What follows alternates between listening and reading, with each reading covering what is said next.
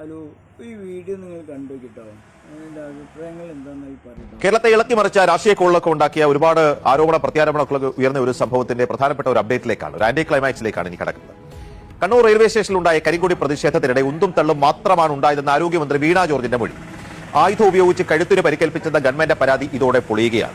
കേസിൽ KSUക്കാരായ 5 പ്രതികൾക്കെതിരെ വധശ്രമം കുറ്റം ചുമത്തിയാണ് 2 ആഴ്ചയിലധികം ജയിലിലടച്ചത്.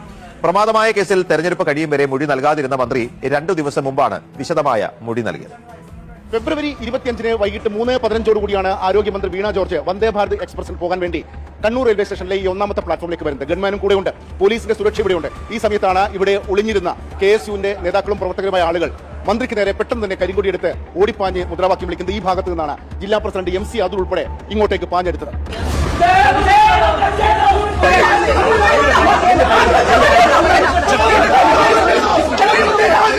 അന്ന് കണ്ണൂരിലെത്തിയ ആരോഗ്യമന്ത്രിക്ക് നേരെ 5ഇടത്താണ് കരിങ്കൊടി പ്രതിഷേധമുണ്ടായത്.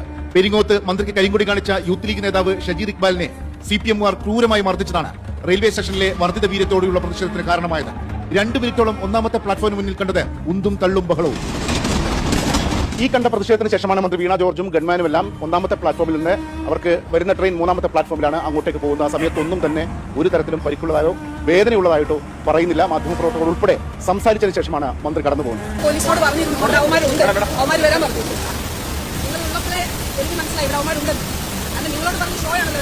അങ്ങനെ വന്ദേ ഭാരത് ട്രെയിൻ കയറാനായി മന്ത്രി വീണ ജോർജ് 3ാമത്തെ പ്ലാറ്റ്ഫോമിലെത്തുന്നു. ഇവിടെ ഇരിക്കുന്നു. ആ സമയത്ത് സഹയാത്രികനായി സ്പീക്കർ AN ഷംസീറും തിരുവനന്തപുരത്തേക്ക് ഉണ്ടായിരുന്നു. ഇരുവരും സംസാരിക്കുന്നു. ആ സമയത്താണ് കഴുത്തിൽ കൈവച്ചുകൊണ്ട് വേദനയുള്ളതായി മന്ത്രി തോന്നിപ്പിക്കുന്നത്. അപ്പോൾ ഞാൻ മന്ത്രിയോട് ചോദിച്ചു, എന്തെങ്കിലും സംസാരിക്കാനുണ്ടോ, എന്ത് പറ്റി കഴുത്തിന് എന്ന് ചോദിച്ചപ്പോൾ സ്പീക്കർ പറഞ്ഞു, ഞാൻ സംസാരിക്കാമെന്ന്. സ്പീക്കർ പറഞ്ഞത് മന്ത്രിയെ KSUക്കാർ ആക്രമിച്ചു എന്നായിരുന്നു.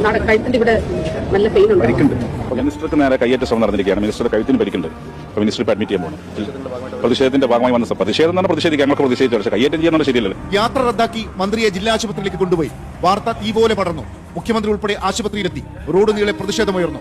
രാത്രി 9 മണിയോടെ മന്ത്രിയെ പരിയാരം മെഡിക്കൽ കോളേജ് ആശുപത്രിയിലേക്ക് വിശദ പരിശോധനയ്ക്കായി മാറ്റി. പ്രതിഷേധത്തിനിടെ അറസ്റ്റിലായ 5 KSUക്കാരെ ടൗൺ പോലീസ് റെയിൽവേ പോലീസിന് കൈമാറി. രാത്രി FIR ഇട്ടു. പുലർച്ചെ മജിസ്ട്രേറ്റ് മുന്നിൽ ഹാജരാക്കി റിമാൻഡ് ചെയ്തു. 2 ആഴ്ച കഴിയുമ്പോഴാണ് പ്രതികൾക്ക് ജാമ്യം ലഭിച്ചത്. മാർച്ച് 12 തലശ്ശേരി സെഷൻസ് കോടതിയാണ് ഈ 5 പ്രതികൾക്കും ജാമ്യം നൽകുന്നത്. ഈ ജാമ്യം അനുവദിച്ചുകൊണ്ടുള്ള വിധിയിൽ സുപ്രധാനമായ ചില കാര്യങ്ങൾ കോടതി ചൂണ്ടിക്കാട്ടിയിട്ടുണ്ട്. ഒന്ന്, അന്വേഷണ ഉദ്യോഗസ്ഥർ ഈ FIR രജിസ്റ്റർ ചെയ്യുന്ന രാത്രി 10:30 ശേഷമാണ്. സംഭവം നടക്കുന്നത് വൈകിട്ട് 3:15. വിദ്യാർത്ഥി നേതാക്കളാണ് കേസിൽ പ്രതികളാക്കപ്പെട്ടവർ. അവർക്ക് വേണ്ട നിയമസഹായത്തിനുള്ള സാഹചര്യങ്ങൾ ഒരുക്കിയില്ല. അവരുടെ വീടുകളിൽ ഈ വിവരം വിളിച്ചു പറഞ്ഞില്ല. അത് മാത്രമല്ല, ഈ കേസിൽ സ്പോട്ടിൽ നിന്ന് തന്നെ ഈ 5 പ്രതികളെ പിടികൂടിയിട്ടും അവിടെ ആയുധം കണ്ടെത്താൻ പോലും അന്വേഷണ സംഘത്തിന് കഴിഞ്ഞില്ല എന്ന് കോടതി ചൂണ്ടിക്കാട്ടിയിരുന്നു. ജില്ലാ ആശുപത്രിയിലെ വൂണ്ട് സർട്ടിഫിക്കറ്റിൽ ആയുധം ഉപയോഗിച്ച് കഴുത്തിന് പരിക്കേറ്റതായി ഇല്ല. സുരക്ഷ ഒരുക്കാനെത്തിയ ടൗൺ സ്റ്റേഷനിലെ 3 പോലീസുകാരുടെ മൊഴിയിലും വധശ്രമം ഇല്ല. റെയിൽവേ സ്റ്റേഷനിലെ CCTV ദൃശ്യങ്ങളിലും മന്ത്രിയെ ആക്രമിക്കുന്ന ദൃശ്യങ്ങളില്ല. അപ്പോഴും കഴുത്തിലെ കശേരുക്കളിൽ വേദനയുണ്ടെന്ന മെഡിക്കൽ ബുള്ളറ്റിൻ പരിയാരം ആശുപത്രിയിൽ നിന്ന് മണിക്കൂറുകളുടെ ഇടവേളയിൽ വന്നുകൊണ്ടേയിരുന്നു. അതിന്റെ പിറ്റേന്ന് തീവ്രപരിചരണ വിഭാഗത്തിൽ നിന്ന് സ്വന്തം കാറിൽ മന്ത്രി നാട്ടിലേക്ക് തിരിച്ചു. മൊഴിയെടുക്കാൻ അന്വേഷണ സംഘം പലകുറി ഇറങ്ങിയെങ്കിലും ഫലമുണ്ടായില്ല. ഒടുവിൽ കേസ് 2 മാസം പൂർത്തിയാകുമ്പോഴാണ് മന്ത്രി മൊഴി നൽകിയത്. വധശ്രമത്തിന് തെളിവില്ലാത്ത പശ്ചാത്തലത്തിൽ ആ വകുപ്പ് ഒഴിവാക്കിയാകും റെയിൽവേ പോലീസ് കോടതിയിൽ കുറ്റപത്രം സമർപ്പിക്കുക. ഒരു മന്ത്രിക്ക് നേരെ നടന്ന സാധാരണമായ ഒരു കരിങ്കൊടി പ്രതിഷേധം അതിനെ വധശ്രമമാക്കി ചിത്രീകരിക്കുക. അതിന്റെ പേരിൽ 5 KSU വിദ്യാർത്ഥികളെ ജയിലിലടക്കുക. വലിയ തരത്തിൽ ഈ വിഷയത്തെ രാഷ്ട്രീയമായി ഉപയോഗിക്കുക. പ്രതികളുടെ ഒരാളുടെ വീട്ടിലേക്ക് ബോംബെറിയുന്ന സാഹചര്യങ്ങൾ വരെ ഉണ്ടാക്കിയെടുക്കുക.